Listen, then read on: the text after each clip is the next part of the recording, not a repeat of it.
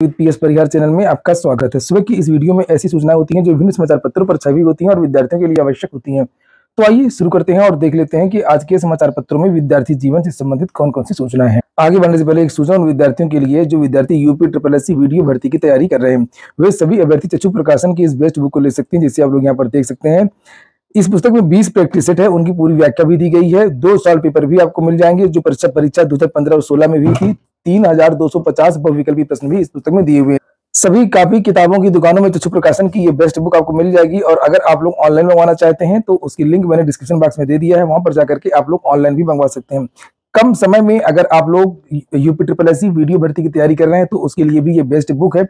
और इस प्रश्नों का पैटर्न और कठिनाई स्तर वही रखा गया है जो यूपी SSC की परीक्षा में रहता है। जिस प्रकार के प्रश्न यूपी SSC में पूछे जाते हैं उसी प्रकार के प्रश्न आपको इस पुस्तक में मिलेंगे। चलिए शुरू करते हैं आज की सूचनाओं को और देखते हैं। पहली सूचना है कंप्यूटर ऑपरेटर की भर्ती प्रक्रिया शुरू। कंप्यूटर ऑपरेटर ग्रेड ए के 872 और प्रोग्रामर ग्रेड 2 के 55 पदों पर भर्ती होनी है। पुलिस विभाग में कंप्यूटर ऑपरेटर ग्रेड ए और प्रोग्रामर ग्रेड 2 के रिक्त पदों पर सीधी भर्ती की प्रक्रिया शुरू कर दी गई है। उत्तर प्रदेश पुलिस भर्ती एवं प्रोन्नति बोर्ड ने भर्ती प्रक्रिया को संपन्न कराने के लिए कंपनियों से निविदाएं आमंत्रित की हैं। नकल माफियाओं पर अंकुश लगाने और परीक्षा में सेम से बचने के लिए कंप्यूटर ऑपरेटर ग्रेड ए के 872 और प्रोग्रामर ग्रेड 2 के 55 पदों पर भर्ती के लिए हाइब्रिड मोड में परीक्षा करवाई जाएगी।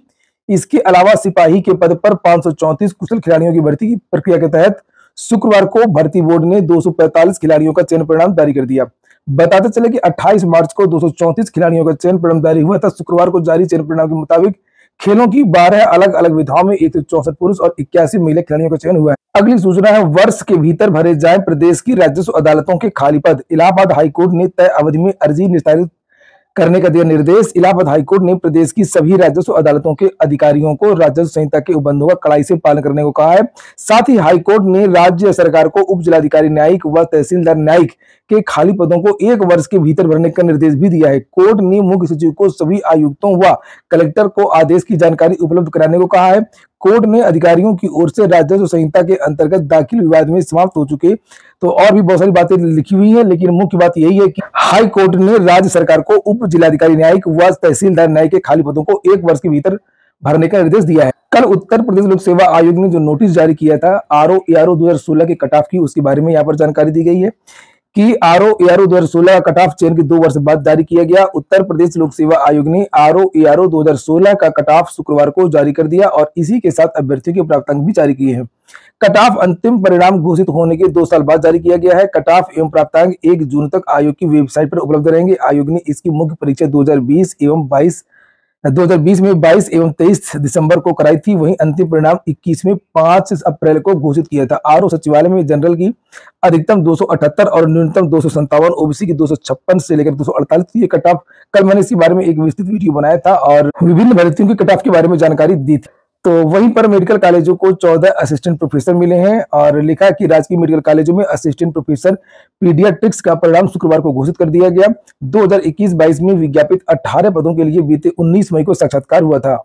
अगली सूचना शिक्षा मित्रों की है। लिखा देश में सबसे अभागे यूपी के शिक्षा मित्र 6 साल से 10,000 रुपए मानदेय पर कर रहे हैं गुजारा। अन्य कई राज्यों में ज्यादा मिल रहा है मानदेय।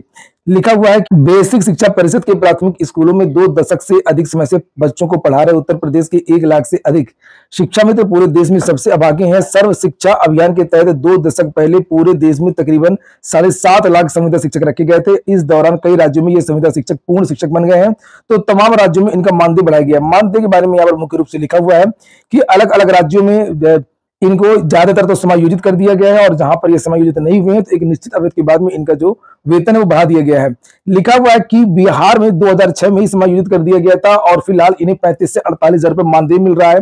राजस्थान में जो शिक्षा मित्र 9 और 18 साल की सेवा पूरी कर चुके हैं अनुदेशक, उनको 29,600 से लेकर के 51,000 रुपए मासिक पारिश्रमिक मिलता है। और हरियाणा में जो गेस्ट टीचर कहा जाता है जिनको, उनको भी 35,580 रुपए मिल रहे हैं। पंजाब में 11,000 रुपए मिल रहा है और 10 वर्षों का जिनको अनुभव है उन शिक्षकों को नियमित करने की प्रक्रिया चल रही है। उत्तराखंड में शिक्षा मित्रों को 20,000 तो पश्चिम बंगाल में 15,000 रुपए मानदेय दिया जा रहा है। सुप्रीम कोर्ट ने 25 जुलाई 2017 को 1,37,000 शिक्षा मित्रों के सहायक अध्यापक पद पर समायोजन को निरस्त कर दिया था और उसके बाद शिक्षा मित्रों ने 12 माह का मानदेय देने, सेवा काल 62 वर्ष करने और मानदेय बढ़ाने, निःशुल्क चिकित्सा सुविधा आदि को मांग लेकर के आंदोलन किया। तो यहाँ पर शिक्षा मित्रों की तरफ से जो मुख्य मांग है वो मानदेय बढ़ाने को लेकर के है, जिससे आप लोग यहाँ पर देख सकते हैं। अगली सूचना, यूपीएससी में बदलाव की जरूरत। यहाँ पर लिखा हुआ है 2011 में सीसेट और अंग्रेजी को महत्व देने से सिविल सेवा परीक्षा में बुनियादी रूप से कुछ खामियां आ गई हैं।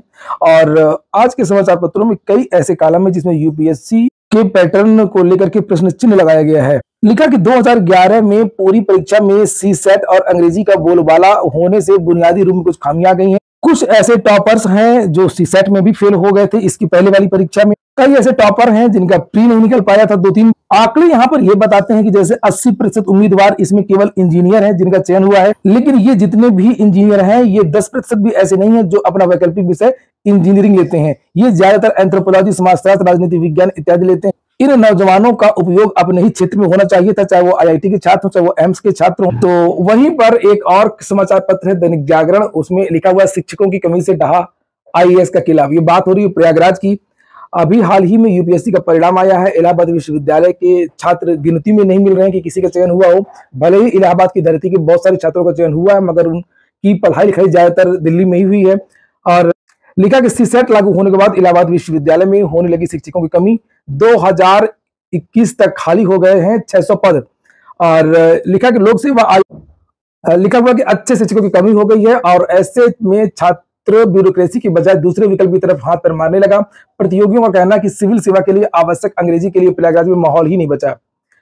कभी देश भर में छात्रों की पसंद रहा इलाहाबाद विश्वविद्यालय उत्तर प्रदेश और बिहार तक सीमित रह गया है। योग्य छात्र दिल्ली जाने लगे हैं और इससे आईएएस की नर्सरी बर्बाद हो चुकी है। उधर प्रोफेसर भी मानते हैं कि इस हालत के लिए इलाहाबाद विश्वविद्यालय में लंबे समय तक शिक्षकों की कमी बराबर की जिम्मेदार है। पहले विश्वविद्यालय का पाठ्यक्रम यूपीएससी सिविल सेवा से काफी मिलता था, तो यहाँ की जो पुस्तिकाएं होती थी, अगर कोई इलाहाबाद विश्वविद्यालय की परीक्षा दिया छात्र उसको पता होगा कि पेपर का जो पैटर्न था एमए का, बीए का, वो वही होता था जिस तरीके से लोक सेवा आयोग की परीक्षा में होता है। इसीलिए परास्नातक करते करते विद्यार्थियों का चयन हो जाता था आईएएस इत्यादि में। लेकिन दोनों को बदलने की जरूरत थी। कुछ चीजें यूपीएससी को बदलनी चाहिए थी और ज्यादा बदलाव छात्रों को खुद करना चाहिए था। अगली सूचना है प्राथमिक शिक्षक भर्ती की। 69,000 शिक्षक भर्ती की। लेकिन सहायक शिक्षक भर्ती परीक्षा 2019 की चयन सूची में संशोधन पर सरकार से मांगा है जवाब, जिसके बारे में मैंने कल जानकारी दी थी। और अगली सुनवाई इसकी 29 मई को होनी है। जो विद्यार्थी डबल बेंच गए, सिंगल बेंच ने 69,000 सूची को रिविजिट करने का सरकार को आदेश दिया था। और यहाँ पर नीचे लिखा कि इन अपीलों में सुनवाई के दौरान अपीलार्थी की ओर दलील दी गई कि जून के महीने में हाईकोर्ट में ग्रीष्मकालीन अवकाश रहेगा और इस दौरान सरकार एकल पीठ के निर्णय के अनुपालन में सूची में संशोधन कर सकती है। ऐसे में अपीलार्थी का बड़ा नुकसान हो जाएगा और इस पर कोर्ट ने सरकार का स्टैंड भी पूछा है। और तो यही चर्चा है कि सरकार रिविजिट की जो सूची है वो जून के महीने में जारी करने वाली है। फिलहाल देखते हैं कि 29 तारीख को क्या होता है। 29 तारीख को सरकार से पक्ष मांगा गया है, पक्ष पूछा गया कि आप क्या करना चाहते हैं। तो ये हो गया आज का वीडियो। आपको अच्छा लगा हो, आपके काम का हो तो लाइक बस कर दिया करें। पूरा वीडियो सुनने के लिए बहुत बहुत धन्यवाद।